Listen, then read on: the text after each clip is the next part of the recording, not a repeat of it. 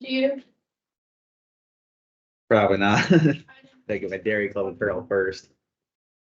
I will be doing a lot more with livestock next semester since I have my car now, so So hopefully that order does Matthew hire. has to be. I didn't order. Let's hope. If not, I mean, if it's my size, I'll pay for it. It's a medium. I can.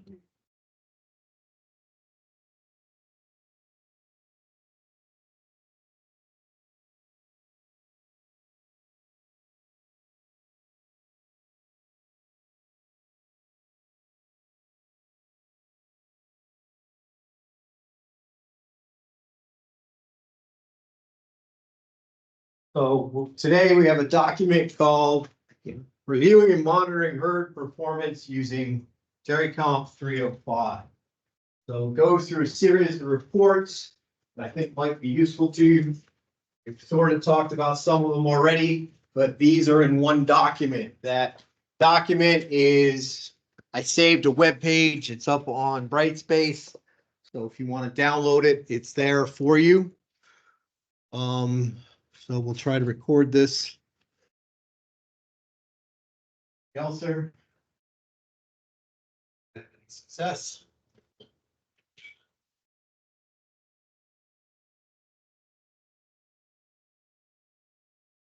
Okay, so this is you got a handout with most of the slides. So week 12. So reviewing and monitoring herd performance using Dairy Comp 305. So getting beyond just okay, who do I have to breed today? Who do I have to vaccinate this week? Getting beyond that and getting into using that program for the power it has or what it can do for you. So what starts out in this document, 3 points: measure performance. All profit begins with actions today and into the future. There's no way we can make money from previous errors. So we simply want to readdress the problem that was solved. We certainly don't want to readdress the problem that was solved 8 months ago. So focusing on what you're doing now and how does that compare to where am I getting better? Am I getting worse? But figuring out what you're doing now and then moving forward. So error on the side of action versus inaction. We also have to think about specificity and sensitivity. So how specific is a measurement? How sensitive is a measurement? We know if we think about preg rate, that's very sensitive on a month-to-month basis. So we know if we're doing better or if we're doing worse very, very quickly. Calving interval, on the other hand, does not move all that much on a month-to-month basis. It's not as sensitive as preg rate is, which is why all consultants want to see that. Most dairy farmers talk about pregnancies per month. I need so many pregnancies a month. I don't care how many times I have to breed them, what percentage are successful. I need this many checked pregnant this month to keep my herd going. So that's a difference between consultants and farmers. So most of the issues we're looking at will have large financial implications. The cost of a little further investigation will be small compared to the cost of the issue of continuing until we are certain the indicators are pointing at the problem. So we're living in a world with imperfect information. It's very easy in retrospect to draw a straight line. Well, we went from here to here to here, here, and that's how we got here. But sometimes going forward, it's difficult to see where you're going. And sometimes you just got to take a chance. Sometimes you got to move forward and take a leap of faith that, okay, we think there might be a problem. Let's start addressing it now until we're absolutely sure we have a problem. Don't confuse monitoring a herd with describing a herd. While you can accurately say the herd's average days in milk at free breeding was 120, you cannot determine if you should intervene on this information. So what information are good to talk about from a herd basis? What information do we want to kind of base our herd monitoring on? So if you're got dairy comp very easily within Monitor, you can put together a set of monthly variables that will say, I got my finger on the pulse of this particular farm. And when those things start to change, hey, I'm doing better. Uh-oh, I'm doing worse. We need to make sure that we have those things there. We're finding the measurements that are most sensitive and most applicable to what we're doing. So good information reflects current performance. If a herd has a problem several months ago, the problem was fixed last month, good information will not suggest we intervene. So how do we separate what we're doing now from what we did before and after a change? We don't want to average in old data into new variables. They're just going to slow our view of progress or slow our monitoring of that. So we want information or monitoring variables that are going to show the problem current as it is and give us information. So we want to reflect good performance very quickly. That's why we think about things like preg rate. We can have that any 30 days, any 21 days. We should be able to get good information. So hopefully we're tracking performance, tracking issues that are directly related to profitability. So when we think about profitability, what factors are we usually dealing with on a farm?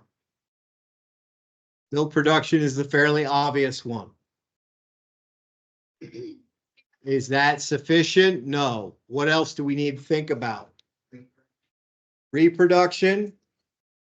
We need to get those animals coming around again. We're trying to keep them in the first part of lactation because that's where the most profitable part is.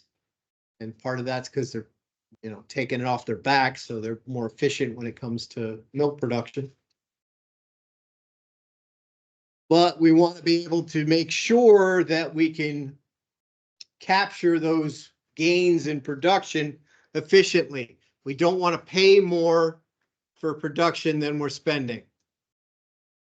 We don't want to have our fixed cost or our overhead costs so high that we need too many animals to get those paid for.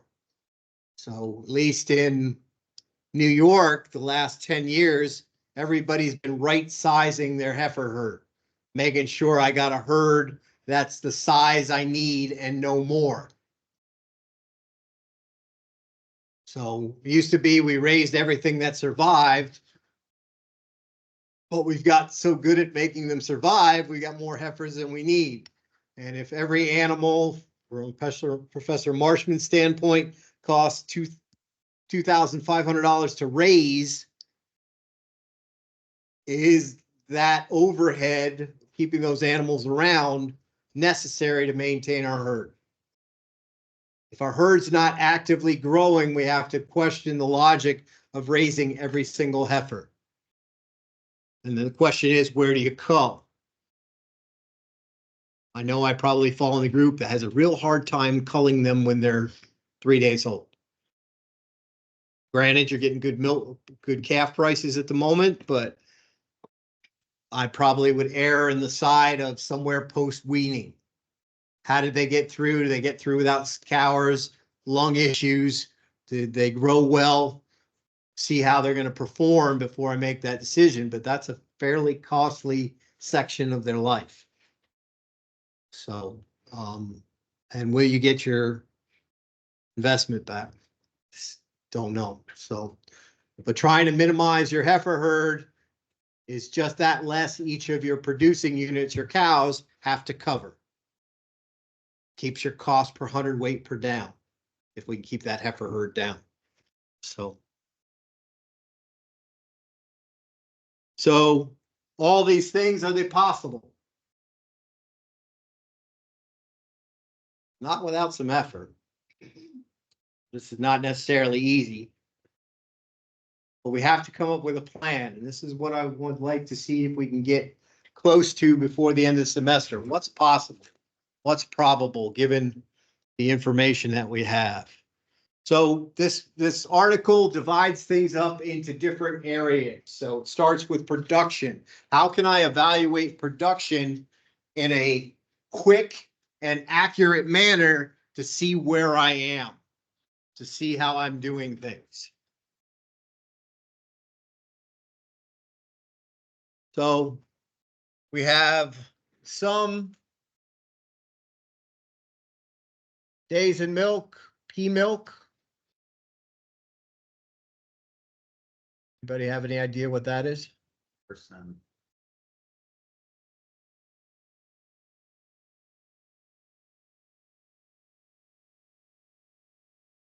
I think it's the last test day. What were they doing on the last test day? So milk is a 7-day average. I assume previous in there. What were they doing 7 days ago? How much have we dropped? What's the average deviation? So we're sorting by pen. We've got animals that they're far enough in lactation to give us a second measurement. And they're not quite pregnant. So how are we doing there? So we've got current milk and previous milk. What do you see in here?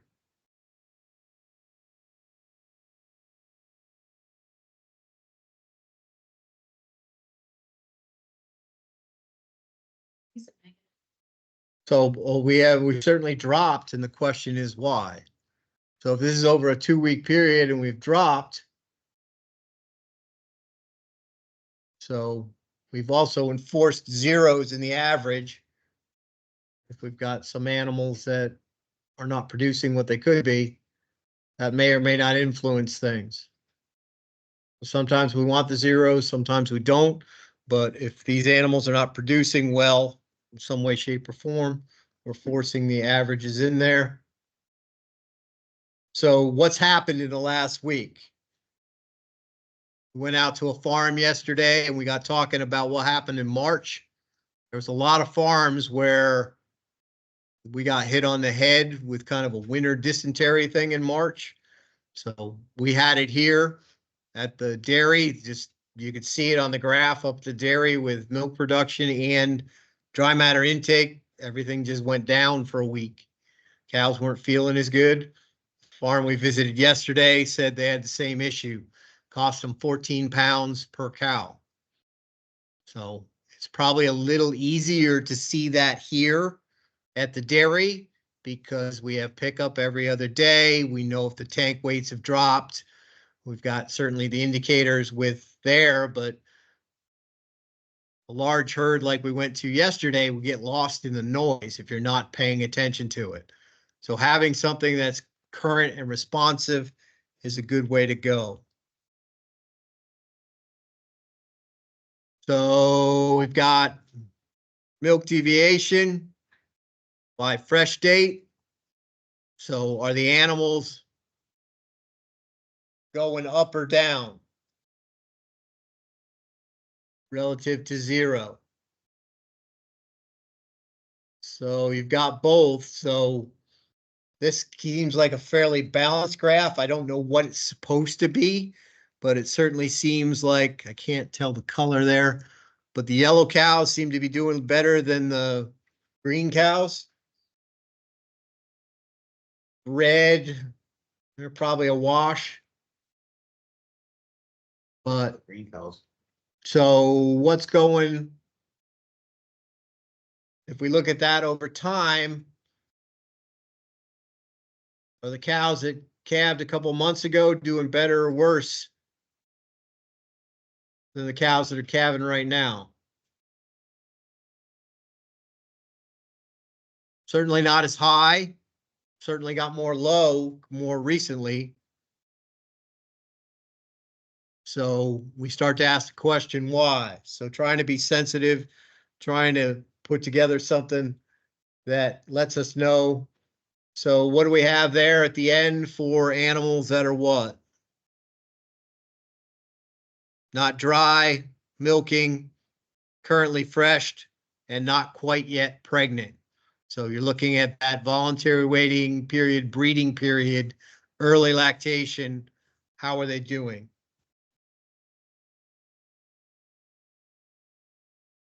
So we've already done this graph. This summarizes groups by test day. So we add that R in, it does by test day. So we did this last week. So how we doing? Things seem to be dropping off recently, and we have to ask why. Is it because we got a seasonal herd and everybody's dropping down? Also, remember the bottom over here is 53-ish. So each of these bars going across is like 4 pounds. So there's 20 pounds there. That seems significant to me. Dropping down. So we're going into July and August. What's the most likely culprit? Heat abatement. Heat. So you have to ask about heat abatement.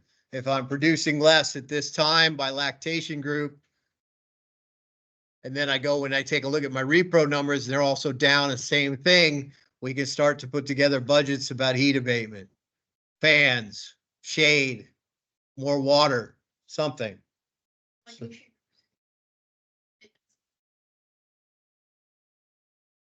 Okay, so you got 4 pounds there. That's probably noise a little bit, but the general trend is more flat than the other two groups. But they got hit harder when we got to July if they were parallel to the other two. So part of it might be noise. So why does every feed salesman or nutrient salesman promise you 2 pounds of milk per cow per day?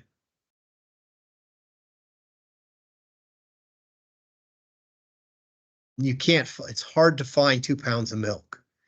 So, well, it's there. You just got to look for it. Well, not necessarily.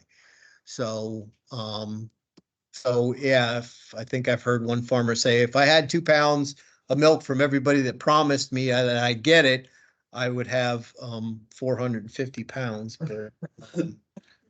So looking at these graphs, getting in a pattern, checking these things on a monthly basis, we're feeling pretty good about ourselves in May, but we're losing here at the summer. And then we have to ask the question, why? What's different now than it was in May?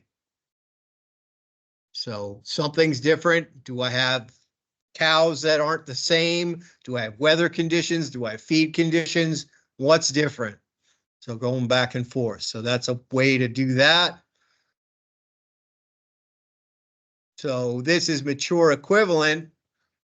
What do we know about mature equivalent?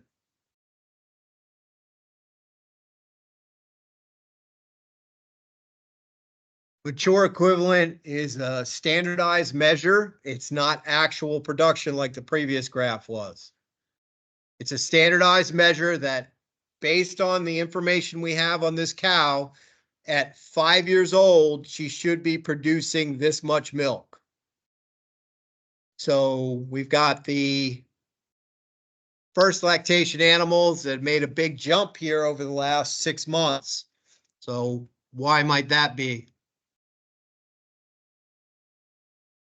Who do we want to always be the highest? Sure. Probably our first lactation cows. We probably want them the highest. They should be the highest genetic potential moving forward. So projected to give more than their previous or their parents. They're projected to give more. You could probably argue it either way, but that's what I'd want them at least as high or higher, given what they know. So what do you think's happened with, we've gone up what? Can't read that as well as I might like to. 29,000 from 25, 25 and a half, 26. We've gone up 3,000 pounds. What do you think's happened? Yes. What's your question?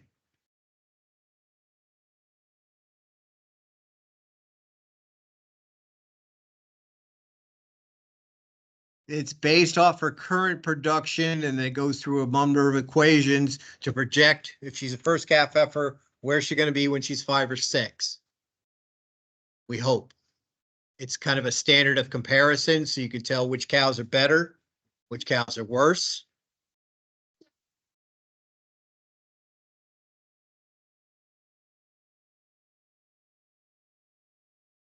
You might consider it with cow value. I don't know if you had a chance to listen to that recording we did last week. Okay, so it may be something, it's not in cow value projects what they think the actual production will be into the future. This is corrected for like season, your farm factor, there's a farm fudge factor in there. There's breed adjustments, there's probably genetic adjustments as well, based on the cow, given all the information we have about this cow, where we need to be. So if you're comparing first calf heifers, I'd probably pick the one with the highest mature equivalent to keep. If I had to get rid of a first calf heifer, I'd probably want to get rid of the lowest one. But there are other factors like feet and legs and time and those sorts of things. So it is a factor. It's probably not the only one.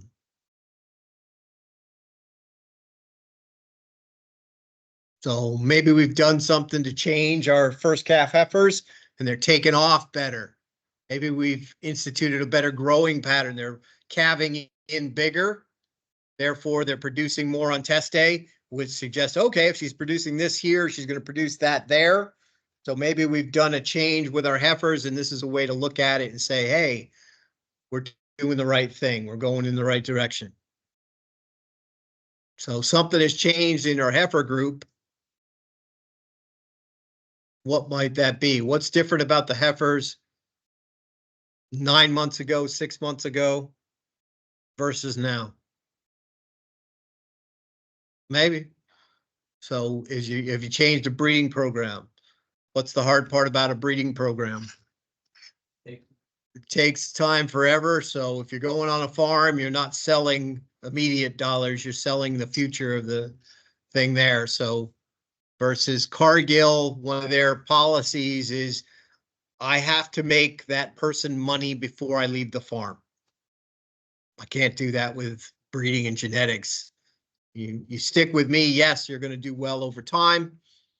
You're the long game versus the short, give me the money now. So chore equivalent by fresh date and lactation group for the last year. What are they projected on a first day? So we're doing something better over the last year, or however far that belt goes back. It should be just a year minus 365. So fresh dates in the last year. We're including both live and dead, their first mature equivalent, and putting in a regression line with the text we have there on the command line. So line's going up, so that mature equivalent is going up. So this might give us an indication of what? If that's first test day mature equivalent, what do we know about that? We're getting higher numbers. We're probably starting off better. We've got a better transition, a better starting of milking, getting things up and running. So moving in the right direction, but there's still quite a range there, right? So either side. So it looks like our second lactations, if I had to guess, are doing the best.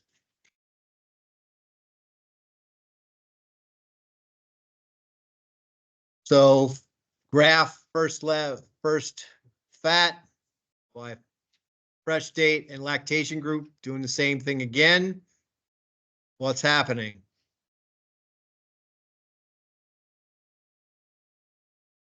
Going down. So we're going from somewhere around 5, like 4.8 to 4.2 on average.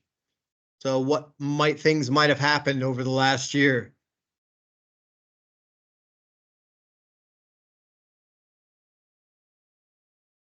the first test day, 4.2, probably not that far off. We got the fat curves go down and then come back up. They're the lowest in theory at peak milk, and they continue to come up. So it's function of kind of the lactose set point.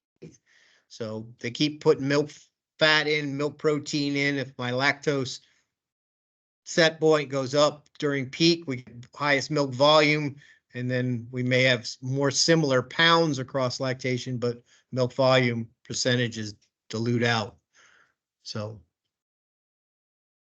why is milk fat down 0.5 point since last year on our first test day? We doing something bad or something good? That's certainly a question. Well, maybe good. Maybe if the reason they were high was ketosis, then coming down a little bit is not going to hurt us. What's the difference between the cows on this side of the graph and the cows on the far side of the graph? That's what we have to sort out. So, or they're not getting off to as good a start. Maybe we've got some issues with carbohydrates or acidosis that are leading to some sort of milk fat depression. So are we alleviating ketosis, which would be a good thing, or are we getting rid of milk fat depression? Getting milk fat depression, that would be a bad thing. So again, what's different 6 months ago, year ago to now? We're trending down. Is that what we want to do? So that early discussion there is that somewhere we want to be? So same thing with protein by lactation group. So what does this suggest?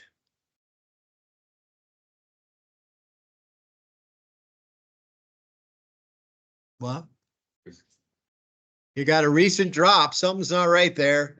The other big drop before that. So the red, certainly first lactation group, they've had some trouble, but everybody's back up. So what are we doing different here in August versus July or June? What's different? So what do we need to do to get milk protein? Say what's different in July than or different in August than could be in June. It looks like August is our high one, and then we've got going backwards, July and June seem to be lower. Heat might be a problem. How do we get protein? What's the best way to get protein? Milk protein. More cellulose, right? Maybe. We certainly don't want acidosis. Because could you argue that if you fed green chop in August, would that realistically help? Usually we have trouble with the starch in green chop, and we have less. What else? So to get protein out of cows, we need to have the rumens working well, that they grow microbes very, very quickly and efficiently, and then dump them to the small intestines. The more amino acids we have coming in through the liver, the more milk protein we get.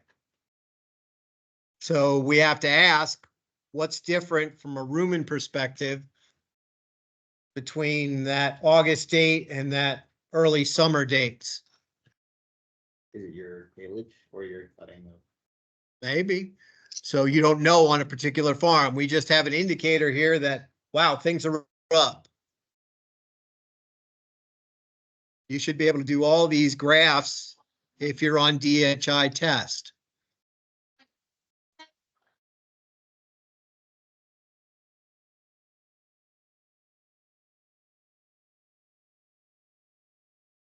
Probably not feed, but you should have a feel for, did you switch haylages?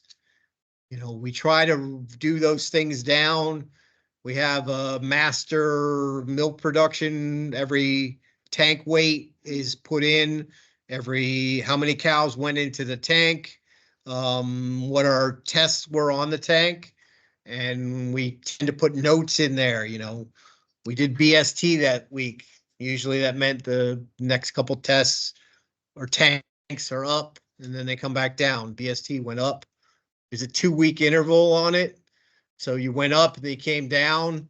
A lot of guys in Idaho said, if you do it every 10 days, you don't lose that drop. So it's more expensive from a labor standpoint and a BST standpoint, but you don't get the humps. It tends to even things out. And they were of the opinion that they could go down to every 10 days, basically being illegal because they're going off label every 10 days and still be profitable. So if you went down to every week, it's too expensive. So Wait, off So- label, what do you mean? Like, yeah. Ozalac, when it was run by Monsanto, you cannot start before 56 days and you have to give it every 2 weeks regardless. You try to get them to say, the salespeople to say anything different than that, they would resist you. Off label this is the way this product is supposed to be administered. This is the only way it's allowed legally to be administered. So you have to follow label instructions unless you have a discussion with your vet. So you said you have to give it 2 weeks no matter what, so you can't. The instructions on the product are every 2 weeks, 14 days. So they cannot, as a company, recommend anything off label if it gets sued. So, but there are people out there comparing notes. Well, how much does it cost? How much milk am I losing on those humps? The other thing was, I think what we did up the dairy here is we did half the herd 1 week, half the herd next week, and that tended to even things out. So When was BST even outlawed in New York State anyway? it's not technically outlawed. You're just asked not to use it. What does it say? The consumer sentiment is we don't want it. And what is it? First rule of business is customer is always right. What's the second rule of business? Yeah. That's probably third. There's a lot of times where people don't know what they want until they see it. Nobody knew they wanted a smartphone until they came out, and then everybody wanted one, right? So, but second rule of business, if the customer is wrong, please refer back to rule number 1.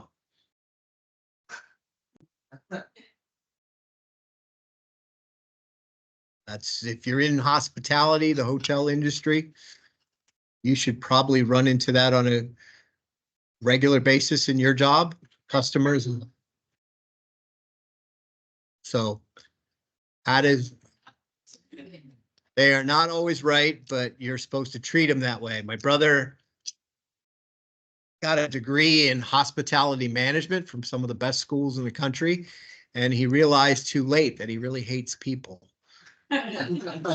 So he does not do well of saying, yes, sir, whatever you'd like, sir. Yes, absolutely. What can I do for you? He can't do that. I can't either, but I'm not in the hospitality business. So, Much better. so, it's like, what is it? I helped my friend as a theater degree, and he used to work at a theater, with big shows coming in on a regular basis, like Traveling Tours of Cats and Sweeney Todd and all the other big shows coming in. So from time to time, they hire out a bunch of people to help unload all the trucks and then load them back up. And so I was, dumb and can lift heavy things. So he'd hire me. Mooney, I need help Friday. Can you help me out? I said, yeah, if I get my work done, I can go and stay till whenever and load the trucks out. But his job was stage manager, certainly backstage. He was in charge of everything behind the curtain. And there's a phrase they have there. How does a stage manager say, fuck you? Thank you for bringing that to my attention. So you might be able to use that one at work. That's just So, one thing at dairy manager. they don't know what I'm thinking. Yep. So thank you for bringing that to my attention. So graph here, we're dividing things up again. We're graphing group milk by days in milk. So what do we have up front here? Who's that circle at the bottom.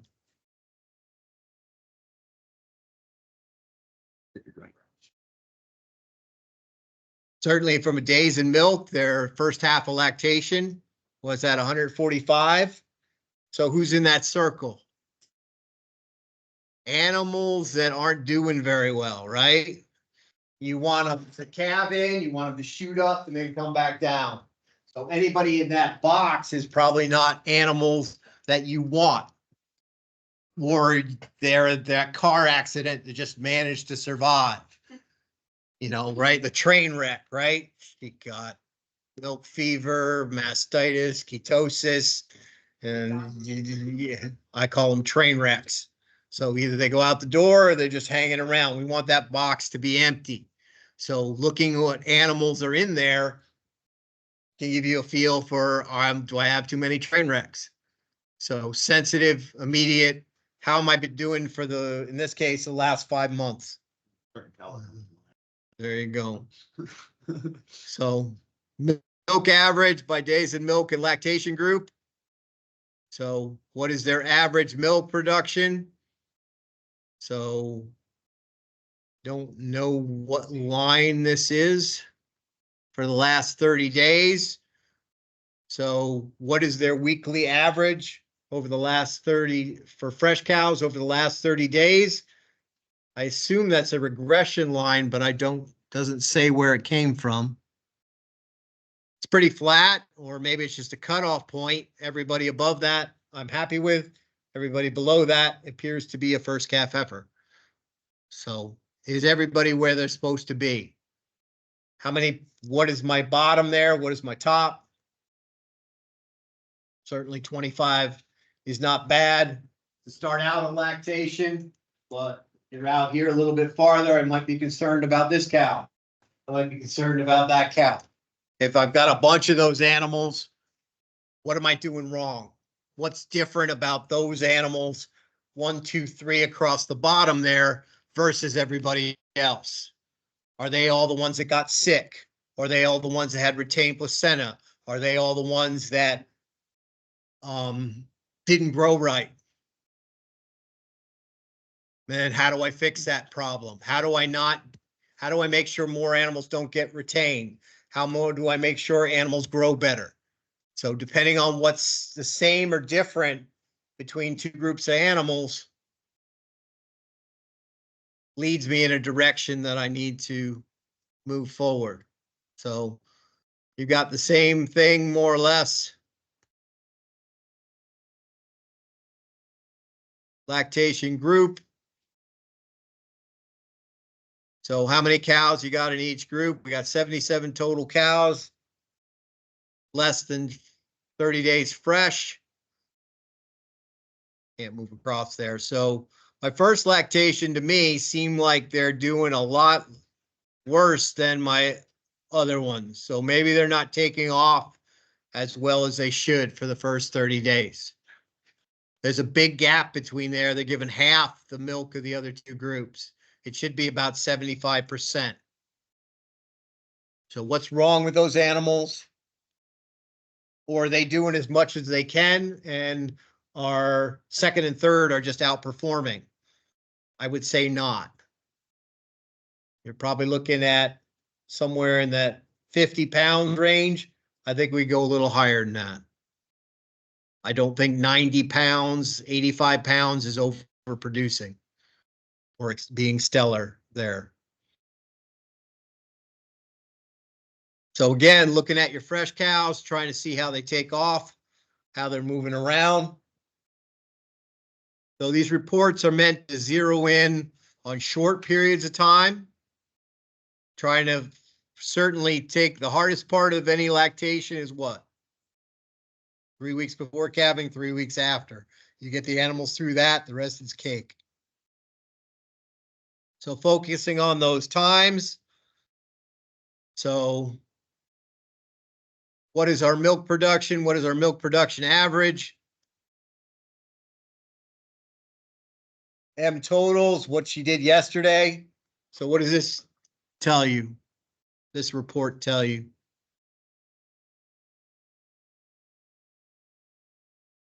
who's dropped the most in the last 24 hours. So they limit it to -6 pounds in the last 24 hours. Some people let it run, just all the animals, and then you can go through and check. I know when I was up at Kellogg, he didn't like percent drops every day. He liked absolute pounds on a given day. And he liked a full list, and he'd go through and say, yeah, I got to check that one, that one. No, I'm not worried about her, you know. So he had a choice. Instead of the computer making the choice, he made the choice. So he had a list probably of 50 cows, basically the first page. And he decided who he'd look at and who he wouldn't. But this limits the list to animals that have dropped 6 pounds in the last 24 hours.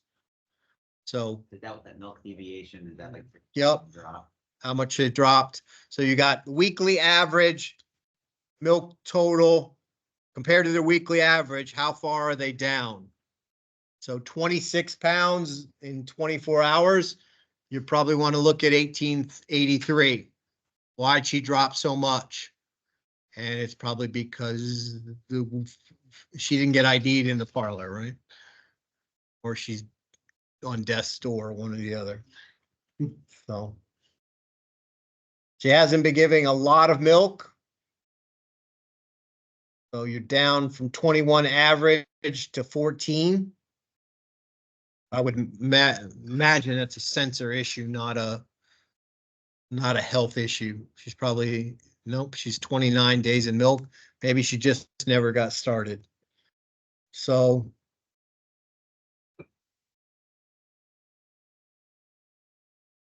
you can have things more extensive, creating this report, saving it. You can have animals that vary 6 pounds in the first 30 days of lactation. Farther out, you're looking at 9 pounds from expected, and greater than 200 days, anybody that's more than 15 pounds from expected. So the focus here is on first lactation animals versus later in lactation, where you'll accept things bouncing around. Most people like pounds, not percents, especially in late lactation. Those animals can vary widely depending on when they're milked or what order they're milked in, or first or last in a group. So most people go with pounds there.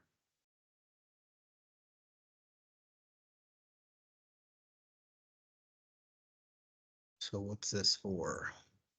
So this is a fresh cow report. So what's happened?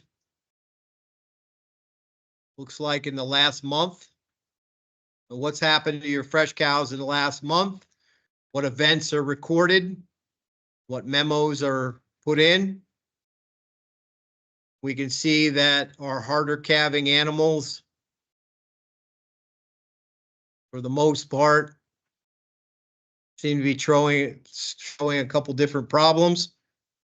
Our threes, we got, well, that one was okay. We got one that's backward. I guess she got through it okay. Got a DA up there, Penji. Our two died, so she probably blew an artery. Penicillin, whatever, Penji is a form of penicillin. A treatment, so that's probably associated with making sure she doesn't get an infection after her operation. So So what's ECP down there by 20? doing ECP is probably something, and then Penji. Don't know what ECP is. So Oh, I'm just reading, okay, I see, I was wondering what those were. Remark. Treatment list, like our mark list. So reproduction. So we've been through bred some. So looking over time, how things are changing over the last year. Are we going up, or are we getting better or worse? For bred some. So last 150 days. So you can either look at the bottom half of this graph or limit it if you want to. We flipped that there, we turn it into a graph, and that shows us more graphically how we're doing. So playing with your tabs at the bottom. So breeding. So days to first service, how consistent are we? So this is pretty consistent. So we're sitting right at what was it, 50 days, more or less. Looks like we might have 2 sync programs in there, or maybe we do a double off sync or double prostaglandin. So, or pre-sync program. Looks like you got 2 layers there. Those that don't get bred again a week. So shows services by day for the last 200 days. So the little high columns are probably, if I had to guess, are timed AI, and then everything else is when we can pick them off.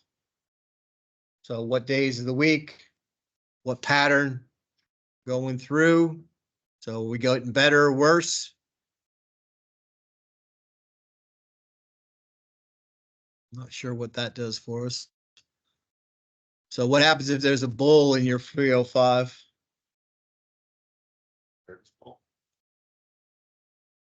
Bulls are they 1s or 9s? Can't remember.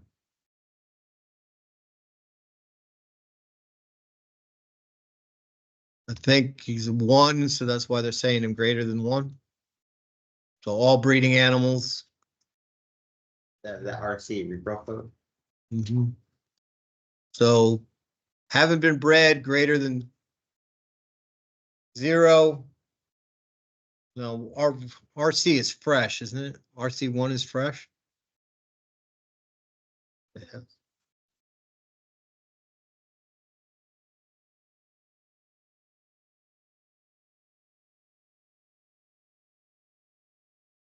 So what's the problem with the bred herd bull?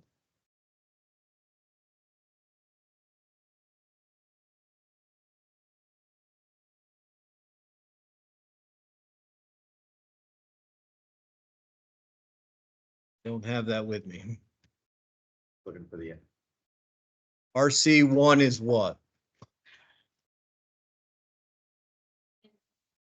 Do not breed. So animals that are greater than 70 days in milk and don't show a times bred greater than 70 days. So with the last graph, or where was it?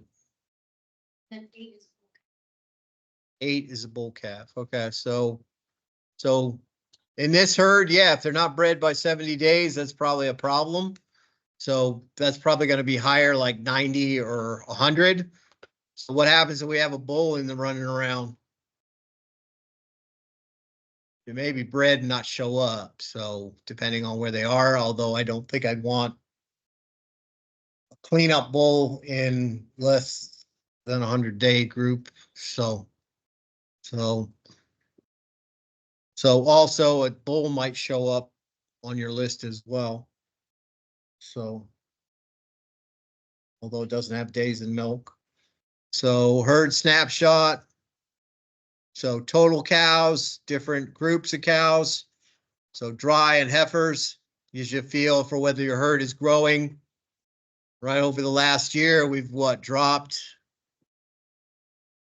40 cows. Is that what we want, or is there something happening? Are we culling too many animals with too many animals dying? So, or are we just not enough heifers coming in? So we're going in a direction. What do we do? So we're up to udder health. We'll stop there. I've got something I want you to play with over the next week. See how well you feel about it. So this is a thing put out by Dairy Comp. Practice series for reviewing things. So you have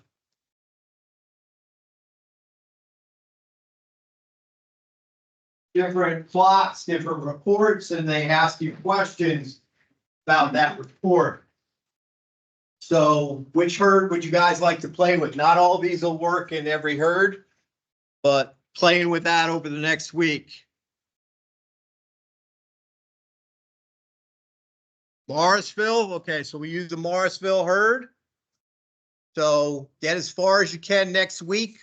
We'll probably have this as an assignment due before the end of the semester. Would you want to get it absolutely done next week, or you just want to get as far as you can over the next week? Fair enough. So we'll come back and we'll take a look at this next week. I've played with a bunch of them showing up, but we can compare notes next week. Get as far as you can, and we'll compare notes next week. Do you want to do this like a hard copy eventually, or a Dropbox? Electronic, or write it out? Write it on the sheet? So everybody write their answers on the sheet? Sure. Okay, so hard copy, no hard due date. We're using the Morrisville herd. Okay, so we'll see you next week. You can. I gotta get her another handout for, give that to her. Tell her to stop by. I forgot for whatever reason I spaced. I'll get another printout for her. Or if you can wait 5 minutes, I can have it done. Wait.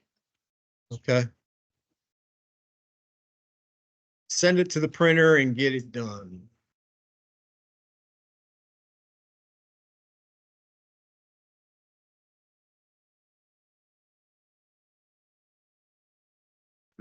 Yes. This is a rough idea I got when eating my sandwich.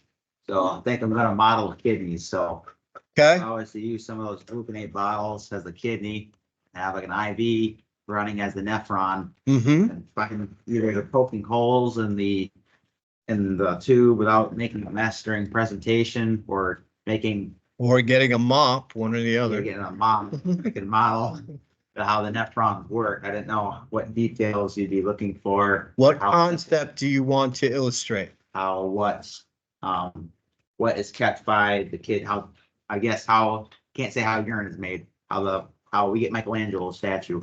So how. Okay, blood is so you filtered. pick this specific concept you want to illustrate, and that's how you that'll determine what you do. So what do you exactly do you want to, thank you, Thank you. illustrate about the kidney? I guess, how filtered, how the, bath from the. So how it saves stuff, how it makes the blood perfect, how it gets rid of urine, how it selects what exits where. All those are different concepts you could use to illustrate. Okay, so it doesn't have to be super. Okay, I guess. it'd be You got specific. 5 minutes, so I wouldn't go crazy. Me? No, he's got your presentation, you got 5 minutes. Okay, that's. So hold on, I'm sending to the printer. You're gonna be in the lounge? Yeah. Okay, I'll be there in about 2 minutes. Assuming there's enough paper in the printer. I mean, it kind of seems like a lazy way to do it, to have two bottles, one be the ureter and the collecting tool, one be the glomerulus, and Most people learn better with visuals and things like that, so I wouldn't call it lazy. I might call it simple or direct or something like that in some way. I was if I was to actually make it loop around, I guess I could just have it down, like, up, down, but it's just no way I can make it, exactly the detail, but as long as the idea is represented. You have a specific idea that you want to represent, and then how does your thing represent that best? Fair enough, that should be simple, so. Yep.